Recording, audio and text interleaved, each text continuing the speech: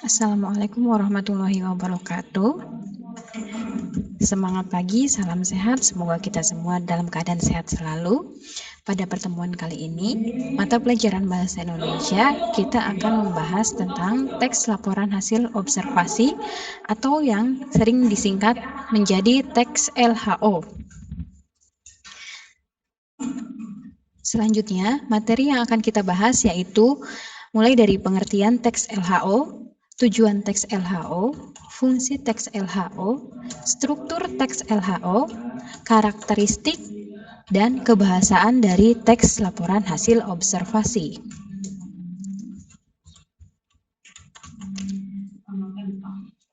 Selanjutnya, kita akan membahas materi yang pertama yaitu pengertian dari teks laporan hasil observasi.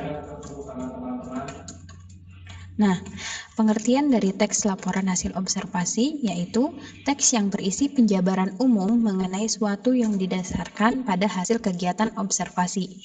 Sebelumnya kalian tahu observasi itu apa?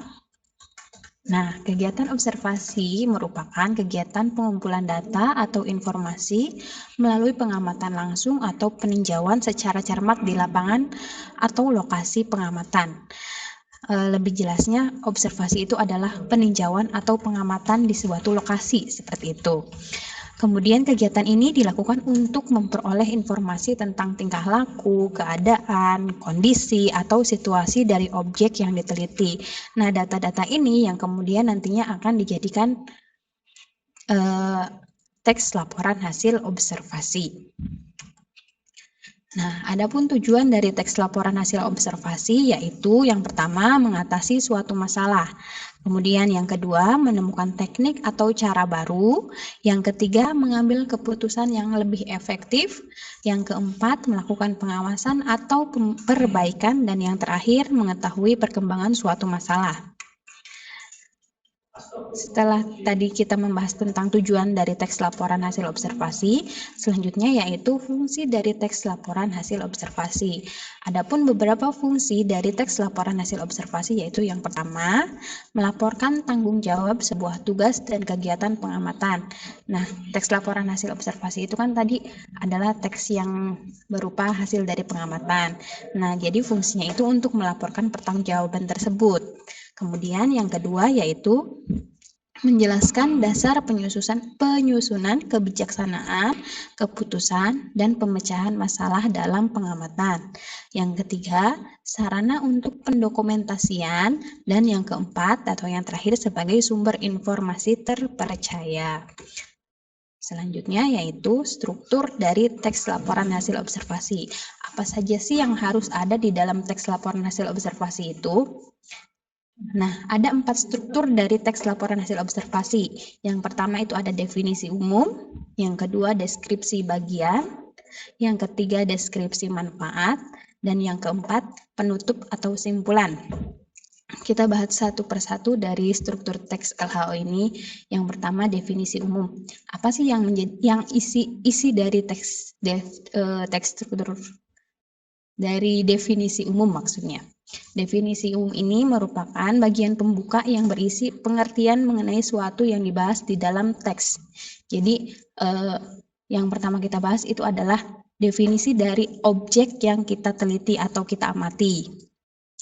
Kemudian yang kedua, deskripsi bagian. Nah, deskripsi bagian ini merupakan bagian yang berisi ide pokok dari setiap paragraf atau penjelasan rinci dari setiap paragraf. Kemudian yang ketiga, deskripsi manfaat. Definisi atau deskripsi manfaat ini merupakan bagian yang menjelaskan manfaat dari suatu yang dilaporkan. Biasanya untuk benda mati, sementara itu untuk mendefinisikan benda hidup, definisi yang digunakan adalah definisi perilaku. Kemudian yang terakhir itu penutup atau simpulan. Penutup atau simpulan ini merupakan bagian rinci akhir dari teks laporan hasil observasi. Penutup dapat berisi simpulan berupa tanggapan atau interpretasi penulis tentang objek yang dibahas. Penutup atau simpulan bersifat opsional, artinya boleh ada ataupun boleh tidak. Nah, yang kemudian karakteristik teks LHO, karakteristik atau yang mudah dipahami yaitu ciri-ciri dari teks LHO. Ada beberapa ciri yang menjadi ciri khas dari teks LHO. Yang pertama yaitu bersifat global dan universal. Artinya objek yang kita teliti itu bersifat umum atau global. Kemudian yang kedua yaitu teks tersebut memuat klasifikasi mengenai suatu berdasarkan kriteria tertentu. Jadi objek-objek yang kita teliti yaitu memiliki klasifikasi tertentu. Contohnya misalkan jenis-jenis minuman.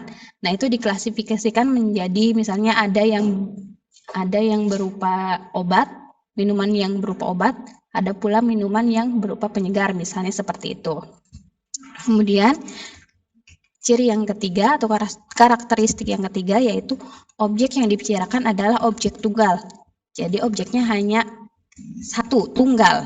Misalnya tadi minuman, ya sudah, yang dijelaskan adalah minuman saja, gitu. Tidak menjelaskan mengenai makanan dan lain-lain sebagainya. Kemudian karakteristik yang selanjutnya yaitu teks ini merupakan hasil penelitian terkini, artinya terbaru, penelitian yang terbaru. Jika penelitian ini dilakukan sudah lama, berarti harus dilakukan penelitian ulang, seperti itu. Kemudian selanjutnya ciri atau karakteristik teks LHO selanjutnya yaitu seluruh hal yang disebutkan tidak secara implisit, berarti disebutkan secara eksplisit, secara nyata, secara tulisan, seperti itu. Kemudian yang terakhir cirinya yaitu menggunakan bahasa Indonesia yang baik dan benar sesuai ejaan bahasa Indonesia. Nah, yang terakhir yaitu kebahasaan teks laporan hasil observasi. Ada beberapa